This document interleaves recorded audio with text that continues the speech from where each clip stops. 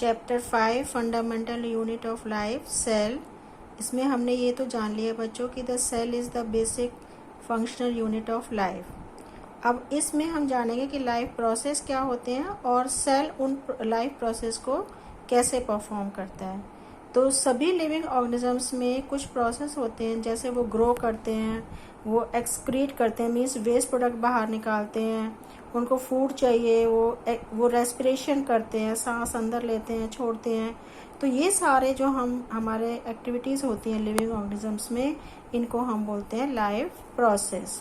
और ये सारी लाइफ प्रोसेस जो भी हैं वो लिविंग ऑर्गेनिजम्स में सेल के अंदर होती हैं। सेल में बहुत सारी छोटी छोटी ऑर्गेनेलीज होती हैं जिनको हम सेल ऑर्गेनेलीज कहते हैं, और वो अलग अलग फंक्शंस करती हैं, तो जिससे कि लाइफ प्रोसेस होते हैं।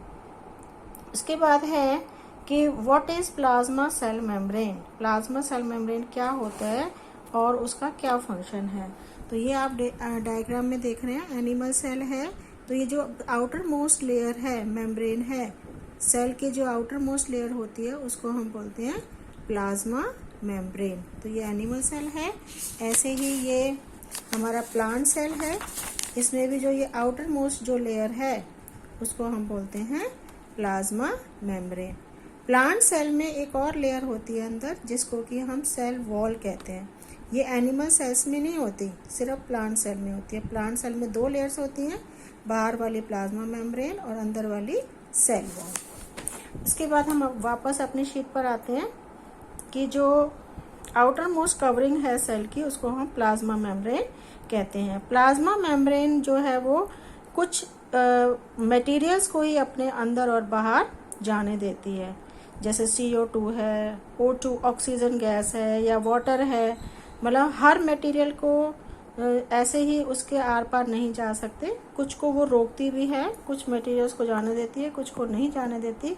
इसीलिए उसको हम बोलते हैं सेलेक्टिवली परमिएबल मेम्ब्रेन, यानी कि सेलेक्टिव चीज़ों को, परमिएबल मीन्स जो अपने में से जाने दे मेम्ब्रेन।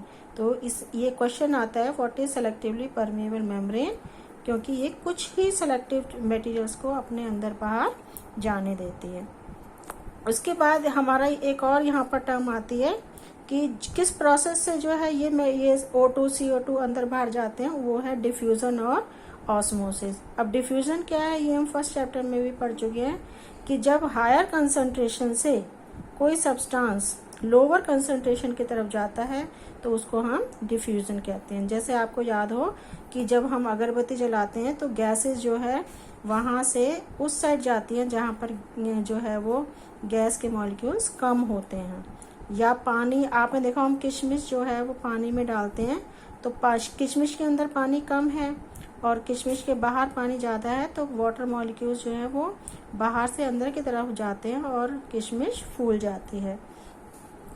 तो जब ये प्रोसेस सेल मेम्ब्रेन के थ्रू होता है, diffusion of water through cell membrane, तो उसको हम बोलते हैं ऑस्मोसिस। अब हमने ये देखना है कि अगर हम अलग अलग कंसंट्रेशन का सॉल्यूशन ले लें तो हमारे सेल पर क्या असर पड़ता है। या हम कह सकते हैं 3 तरह के हमारे यहाँ सॉल्यूशन है। हाइपोटोनिक सॉल्यूशन, यानी कि वो सॉल्यूशन जिसमें पानी ज़्यादा है। पानी ज़्यादा है तो अगर हम यहाँ पर मान लो हम किशमिश ही रख देते हैं, तो किशमिश के अंदर पानी कम है और बाहर पानी ज़्यादा है, ये है हाइपोटोनिक सॉल्यूशन। तो किशमिश के अंदर पानी घुसेगा कुछ टाइम बाद और वो फूल जाएगी। तो यहाँ लिखा है द सेल स्वेल्स अप, मतलब फूल जाएगा, इंक्रीज इन साइज हो जाएगा, और इसको बोलते हैं एंडोस्मोसिस। ऐसे ही हमारा अगर आइसोटोनिक सॉल्यूशन है, यानी कि ये वाला, यानी कि बाहर भी वाटर की कंसंट्रेशन उतनी है जितनी की अंदर है, तो पानी ना अंदर जाएगा ना बाहर, मतलब जितना मॉलिक्यूल्स पानी के अंदर जा रहे हैं उतना ही बाहर जा रहे हैं, तो ये सेम साइज रहेगा, नो चेंज इन शेप। एक होता है हाइपरटोनिक सॉल्यूशन, यानी कि अगर हम यहाँ पर ज़्यादा शुगर वगैरह हम घोल दें, शुगर का पानी बना दें, तो पानी की कंसंट्रेशन बाहर कम है और इसमें जो हमारा सेल है उसमें ज़्यादा है, तो पानी बाहर सेल से बाहर की तरफ आ जाएगा, यानी कि सेल जो है वो साइज में कम हो जाएगा। इसलिए यहाँ लिखा है सेल श्रिंक्स, यानी कि डिक्रीज इन साइज हो जाएगा। इसको हम एक्सोस्मोसिस कहते हैं।